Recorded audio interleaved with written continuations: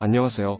이원우 변호사입니다. 저희 이원우 법률사무소에서 운영 중인 우회전 카페 커뮤니티는 9년의 역사를 가진 네이버의 회생 파산 전문 카페로서 연간 300건 내외의 개인회생 사건을 전문적으로 처리하고 있습니다. 요즘 가장 힘든 게 바로 자영업자분들이죠. 코로나 때문에 제일 크게 피해를 보고 계세요. 임대료 부담에 관리비에 인건비까지 매출도 없는데 어떻게든 사업을 유지해 보려다가 계속해서 빚만 불어나신 사장님들이 개인 회생 문의를 많이들 주셔요. 근로소득자와 다르게 채권 금액 단위가 높고 세금 체납도 있기 때문에 개인 회생 한도인 5억에 걸려 신청이 어려운 분들도 계셨어요. 그런데 이번 21년 4월 20일자 공표된 개정안 덕분에 이제 무담보채무 10억 이하, 담보채무 15억 이하까지는 개인회생을 신청할 수 있게 되었어요.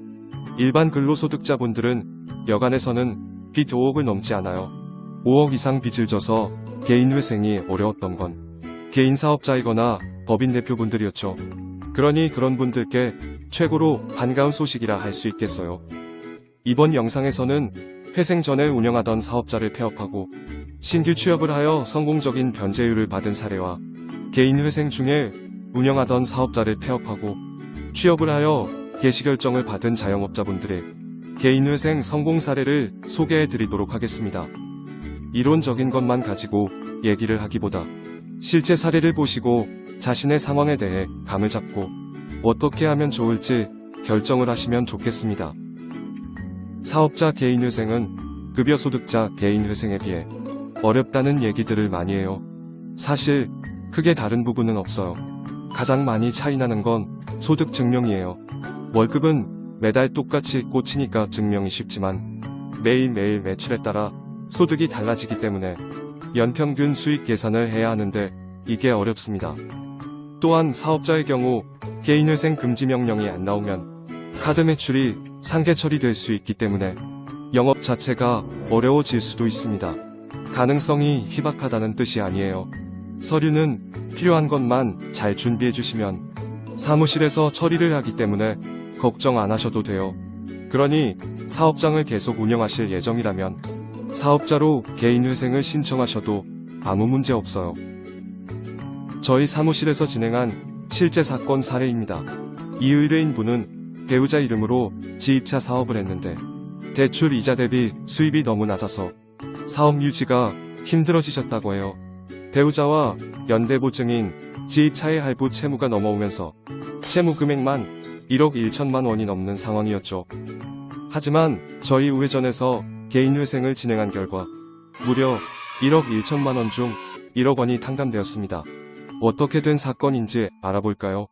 우선 이분은 지입차 사업을 정리하고 트럭 운전수로 취업하여 최저시급을 수령하게 되었어요.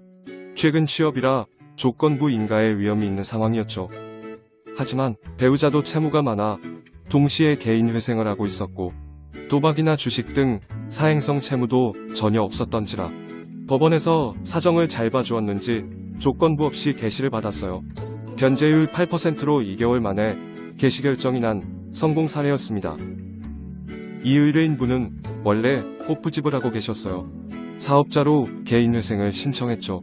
그러나 적자가 너무 심해 변제금조차 내기 힘들었고 결국 개인회생 도중 호프집 문을 닫게 되었죠.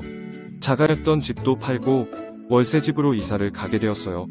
원래 호프집 수입으로 개인회생을 신청할 때는 변제율 37%의 변제계획안을 제출했죠. 하지만 취업 후에는 소득도 줄어들고 월세도 추가되어 조금 더 낮은 변제금으로 변제계획안을 수정해 제출했어요. 그 덕분에 결국 변제율 33%로 개시 결정을 받았죠. 저희 우회전은 변제금을 낮출 만한 변동 사항이 있으면 최대한 해당 사항을 이용해 더 낮은 변제금으로 개시를 받을 수 있도록 노력합니다. 결과적으로는 사업 실패로 낸 채무 4천만 원 중 3천만 원을 탕감을 받으셨어요. 이혼한 전 남편이 서류를 떼주지 않는 문제도 있었지만 사실조회 신청을 통해 서류를 떼어 해결했죠. 어려운 사례도 물론 있습니다. 이 사건은 푸드트럭 사업을 하다 매출이 안 나와 폐업 후 취업을 하고 개인회생을 한 분의 사례인데요. 급여가 낮은 편이었기 때문에 처음에는 변제율 17%로 신청을 했어요. 변제율 17%면 빚을 딱 17%만 갚는 겁니다. 빚을 이렇게 막 깎아주면 채권사들에게 손해가 되니까 변제율이 낮으면 법원에서는 서류 심사를 까다롭게 해요. 보정도 많이 내고요. 그래서 불성실한 사무실에서는 이런 다툼이 귀찮으니 그냥 변제금을 올려버리기도 합니다. 하지만 정말 의뢰인을 생각한다면 그러면 안 되겠죠. 변제금이 워낙 낮고 소득도 낮으니까 법원에서는 변제 수행할 능력이 부족하다고 보고 계속 변제금을 상향하라고 보정 권고를 냈어요.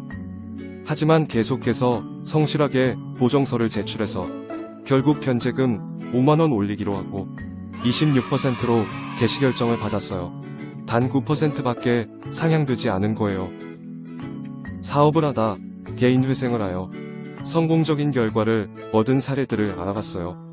우회전이 의뢰인에게 최선의 결과를 가져다 드리기 위해 얼마나 노력하는지, 또 결과적으로 얼마나 좋은 결실들을 맺게 되었는지 충분히 확인하셨죠? 나도 그렇게 좋은 결과를 받을 수 있을지 궁금하시다면 우리에게 직접 상담을 받아보시기를 추천합니다. 또 우회전 카페에 오시면 여러가지 정보도 정리되어 있고 실제 회원들의 후기들도 많이 올라와 있으니 나와 같은 상황이나 기존 진행한 분들의 후기들을 보면 결정에 큰 도움이 될 거예요. 감사합니다. 이상 이원우 변호사였습니다.